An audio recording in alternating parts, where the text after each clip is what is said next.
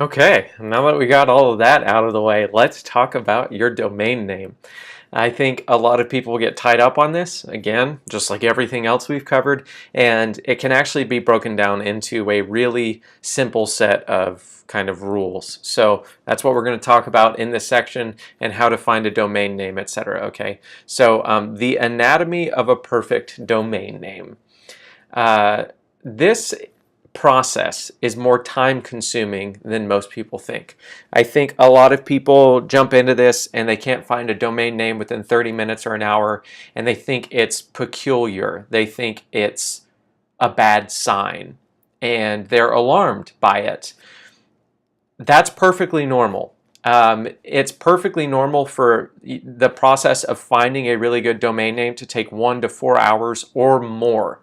You may end up doing it for 6 or 8 hours over the course of 2 or 3 days. That's perfectly normal, okay? So don't feel like this is something you might just like hop on and be done in 10 minutes. I guess it's possible, but there are some check boxes that we're going to talk about in this video that you really want to make sure you check for a domain name, and it takes time, especially in somewhat saturated niches, to find a really good domain name. But we're going to look at some tools that helps with that too, that help a lot. So an important thing to note, because I get this question sometimes, you cannot change a domain name later. You could build a different website on a different domain, or you could transfer your website. It's kind of a technical thing, so unless you're technically inclined, you'd probably have a developer transfer a website from one domain to another, but it's really not something you want to do. There's a very particular way to do it correctly, and it's a difficult and technically challenging thing. So if at all possible, you want to get it right the first time. Okay, so another thing worth noting, just like picking a niche, is not to fall into that quote analysis paralysis. It can be easy to fall into that because, again, we're talking about a lot of different kind of things you really want to see in the ideal domain name. But at the end of the day, you're not going to find one absolutely perfect. You're going to do the best you can, and hopefully you get something really, really good. You should get something really, really good if you follow the training and use the free tools that I'm going to point you to in this training, okay? So I think it's important. I can see a lot of people going, hey, Ian, define good. What does that mean? So let's talk about some really clear and tangible guidelines for what makes a domain good, okay? Old school training is what's referred to as an EMD, which stands for exact match domain. If you search Google, like if you search the term Google exact match domain, like 4 words, right? Google exact match domain on Google, you will find articles where Google de-emphasized the importance of an exact match domain. I want to pause here really quickly because if you're more technically inclined and very advanced, which I know the majority of the people watching these videos won't be, and that's perfectly fine, someone might say, oh, well, someone I saw even recently in training said exact match domains are really good, and they can be. There's a technical advantage that would be way, way, way too overwhelming to explain at this point because it has to do with off-page search engine optimization and search engine algorithms, and how what's referred to as anchor text, which is the links or the text that is used in a link. Like if you see someone put click here and that's what they use to link to a site, the anchor text is click here. So technically speaking, exact match domains are likely to get more links that contain their search phrase that they're trying to rank for because it's the name of their domain. And that can also insulate you, give you a little bit more cushion to not be penalized by Google. And like right now, I bet like 90% of people watching this video are going, like, your eyes are just glazing over. And that's why I say don't even worry about that, because when Google de-emphasized the importance of an exact match domain, it definitely helped level the playing field some. And at the end of the day, if you create value, it doesn't matter what keywords are or are not in your domain name. It doesn't matter what your domain name is. It's going to get ranked with or without the keyword in the domain name. Okay, so that's the important thing to remember. But the old school training in internet marketing, if you see anything from even a couple of years ago, maybe even as early as a year ago, and especially 5 years ago plus, 3 to 5 years back, everyone was saying, okay, you want to find your main keyword that you want to target, and you want to buy the exact domain that matches that. And that's why you see a lot of things like emenssupplements.com or mymenssupplementshelp.com, like these really crappy domain names, because they were just trying to get their keyword into the domain name, and you don't have to worry about that stuff as much anymore. So if that's what you've been taught in the past, I give you total permission to just kind of chuck that in the trash and move on, okay? Because there's better, more up-to-date training, and that's what you're going to learn here. As I mentioned, new school, present day, there's a lot more flexibility for branding based on the level, the more level playing field, due to exact match domains being de-emphasized by Google. So let's talk about the anatomy of a perfect domain, or as perfect of a domain as you can possibly get, okay? Absolutely, hands down, .com. If you can get it. .net and .org technically are also okay. They rank just as well. My problem with .net and .org are if I go to a website once and I pay attention to the brand name and I catch the brand name, say for example stoppingscams.com, I am not, if I want to go back to that site, I'm like, oh yeah, I saw this thing on Stopping Scams the other day, and I'm going to put in stoppingscams.com first. So if I had the domain stoppingscams.net or stoppingscams.org, that visitor would have trouble finding me. Maybe they can find me in Google if they search, but the top of mind as far as domains go is always worldwide.com, flat out. And that's why personally I never register domain names that are not .com. When at least domain names that I'm trying to rank and like make money with.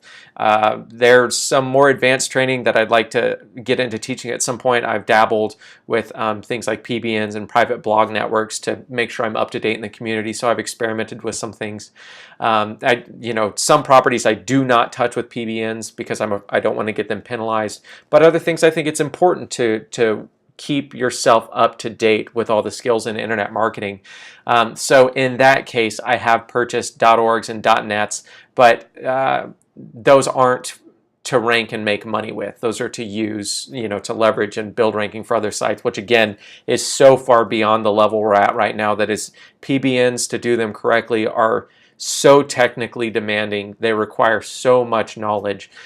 So don't even worry about that right now. If you've heard PBNs and you're like, I want to get into that. If you're still like learning to build a website and you've never had a profitable internet business and you don't even know the basics of on-page, off-page SEO, I would not venture into PBNs right off the bat, because there's so much foundational knowledge you need to build between here and there. And I hope to build or to teach PBNs at some point as well, but for now, just again taking us back to the present moment, .com if you can get it, and just know .org and .net are okay if you're okay with them. But also, I want to share my personal standard. I keep searching until I find a .com always. If I'm trying to make money with a site, if I'm trying to build a brand through a website, I'm going to find a .com, even if it's not the most desirable brand, because that .com was taken and I have to come up with another brand. I will sacrifice that for a .com rather than going .net, .org. So keep that in mind. A really important note here is I just very specifically mentioned .com, .net, .org intentionally. Do not use other domains. Do not use other what are referred to as TLDs, top level domains even. .com, .net, .org are the ones you should use. Particularly do not use like .co, .nz or .com, .uk, .co.uk, anything like that. Regionally specific is going to severely inhibit your ability to rank worldwide. And one of the beauties of an internet business is that you can rank and talk to people all around the world and make money from people all around the world as website traffic. And if you choose a regionally specific domain, you limit that ability. Okay, so again, if you're going to venture out of .com, only venture into .net and .org. Don't consider anything else, okay? And you may be going, oh, but I've seen .infos rank. It's true, they rank just like, again, as a general rule of thumb. Like you can find contradictions to some of the things I'm saying, but I'm absolutely giving you the best practices, and I strongly recommend staying within those, okay? So the second component of a perfect, again, as close as you can get to perfect domain, is for it to be memorable, brandable, those typically go hand in hand, and easy to spell, okay? A lot of the times you'll see these days someone like drop a letter, and sometimes you sacrifice one for the other. For example, Tumblr is a huge website, and they're not spelled correctly. It's TUMBLR, so they dropped the E, and it became a huge website. So that's totally possible, but at the same time, is that level of success likely for everyone that launches a website? Definitely not. So you have to factor those things in. So the more memorable and brandable it is, and the easier to spell it is, the better. And also, the shorter, the better. I wouldn't say there's any hard rule. I run the website pinturningtexan.com. I have virtualrealityginger.com are both niche sites that I've profited from in the past, and those are both pretty long domains, all things considered. I've even had longer ones in the past, way back in the day. So I would say priority over shorter. If you can find something that's more brandable and memorable and it's easy to spell, but it's a little bit longer, like I say, personally go for it. But you want to keep it as short as possible. You don't want that to get out of hand. Just use your best judgment. There are no hard and fast rules, like don't exceed 15 characters. It just doesn't work that way. Just use your best judgment, be smart about it, and just know the shorter you can keep it, the better. I really would try not to make it more than 2 or 3 words, if at all possible. And the other thing to note is if you can include a root keyword in your domain or brand, go for it. Do it. So an example of a root keyword would be, it's a spin-off of an exact match domain. So, if your niche was men's supplements, you may try to get supplements, and you may not need to get all of men's supplements in your domain name, but you may try to get men's or supplements, kind of root chunks of your keyword that are going to apply across a lot of the keywords and a lot of the articles you write over time. That's awesome. And if this just confuses you, you can just throw it out the window, because these are kind of, again, in order of importance.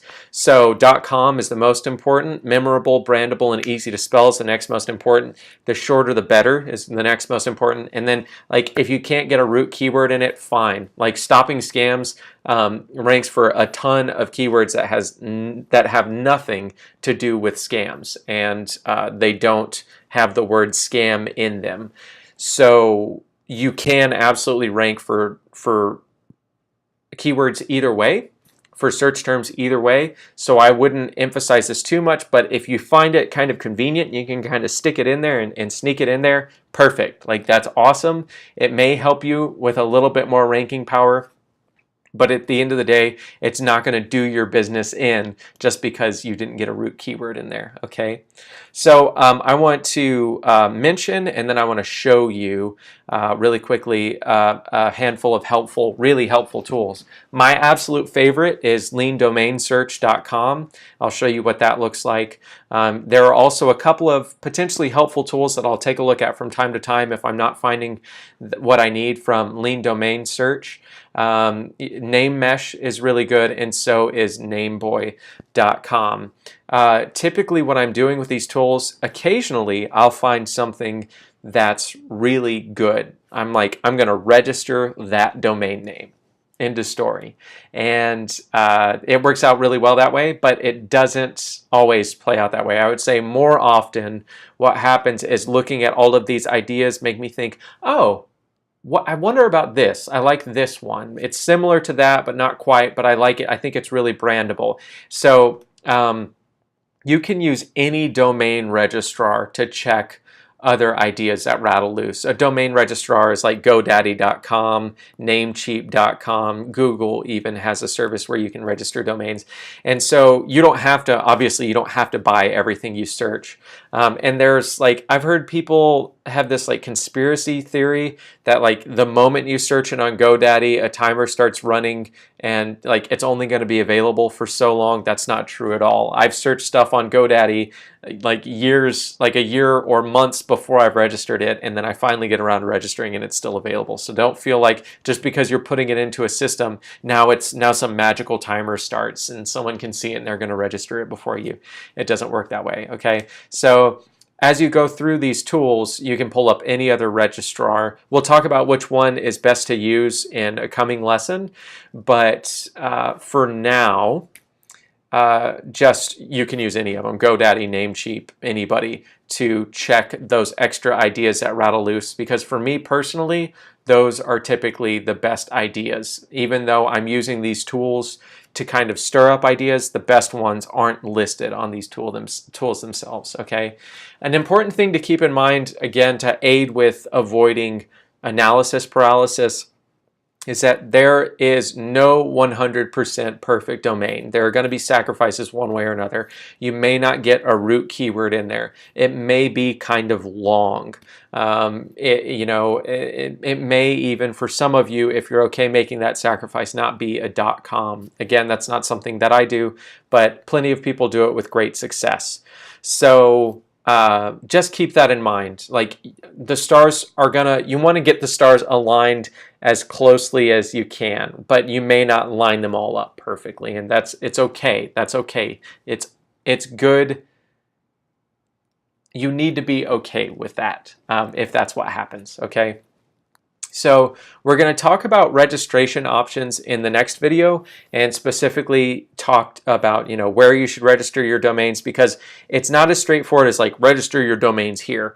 There are different advantages and disadvantages to each one. I'm going to talk about 3 different paths specifically, and that's going to be in the next video. There's more to it than a lot of people think, but for now, we're going to hop into a couple of these tools and take a look at them and what they look like in person, right? Live.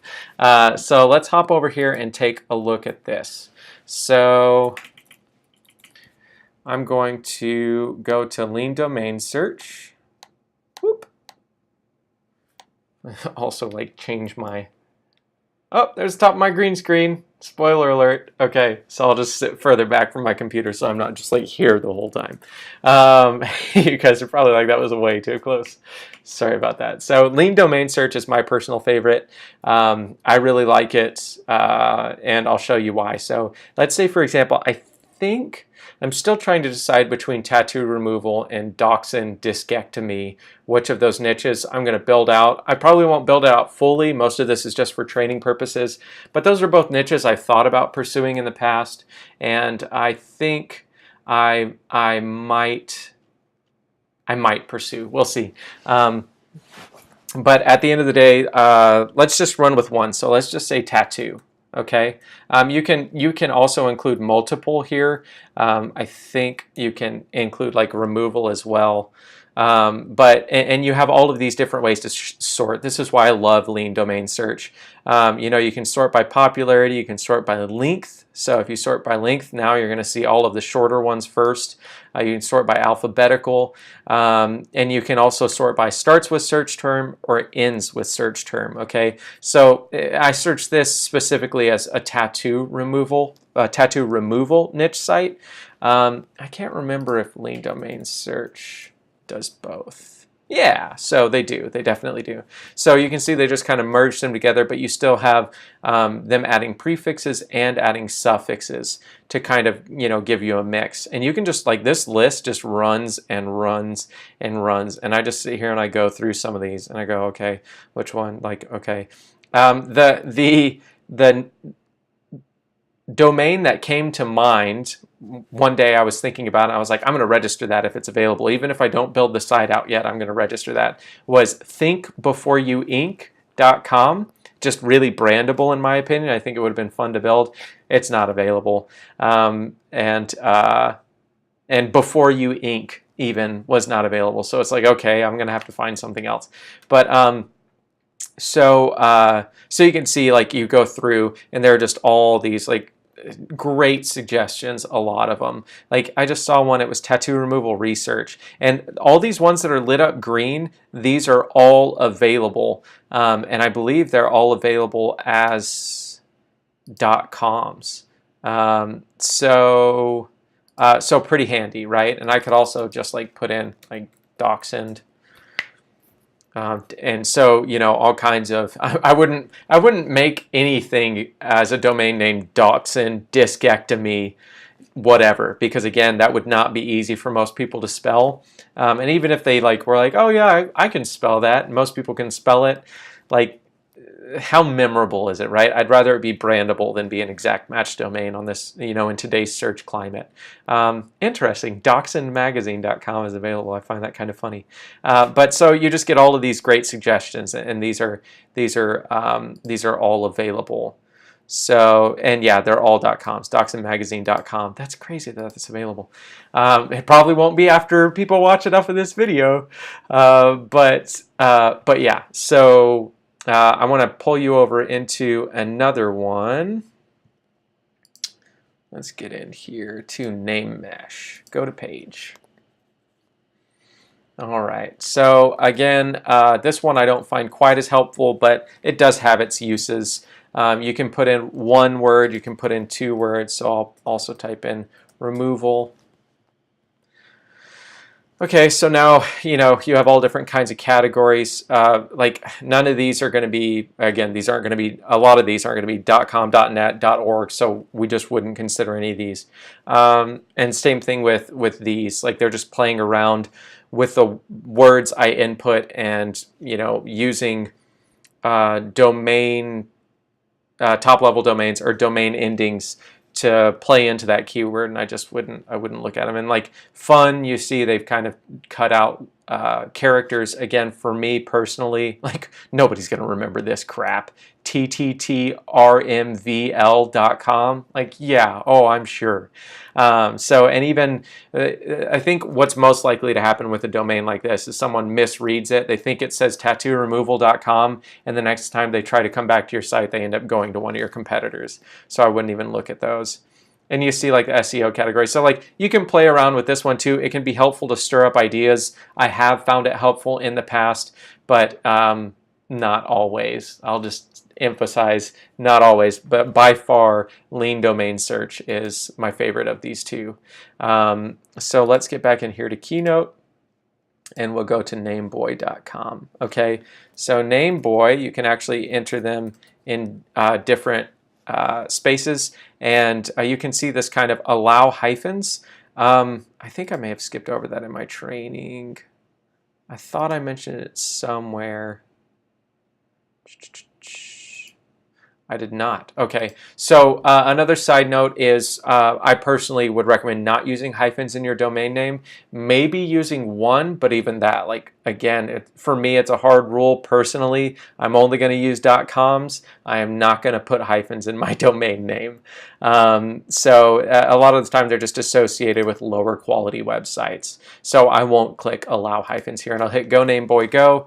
And kind of like lean domain search, it's going to pop up a bunch of different combinations. This is interesting, an interesting mix between lean domain search and name mesh. Kind of some middle ground, okay?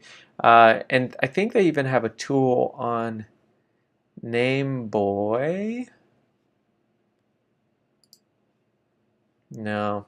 There are tools out there too where you can like put in your own custom prefixes and your own custom suffixes and kind of just like throw in the root keyword you want to work around, and they'll make suggestions. But I can't remember which one that is. You can just also, in addition to these, Google free domain research tools or domain suggestion tools, and you'll find all kinds of other stuff. I have just found personally over time, especially lean domain search has been a go-to for me. Especially for stirring up ideas. And like I said, there have been times I've just been like, oh, Dachshund magazine, I'm buying that. So that's the end of this lesson. We're going to tie it up here. In the next lesson, like I said, we're going to talk about the kind of differences between the major registrar options, what the pros and cons are, and basically it all comes down to cost and what your tolerance is there. And so I'll talk to you about the cheapest option, the most convenient option, etc. So that's in the next lesson. I'm going to play around here for a little bit and find a domain that I can kind of use as an example as we continue throughout this section. And I will see you all in the next video.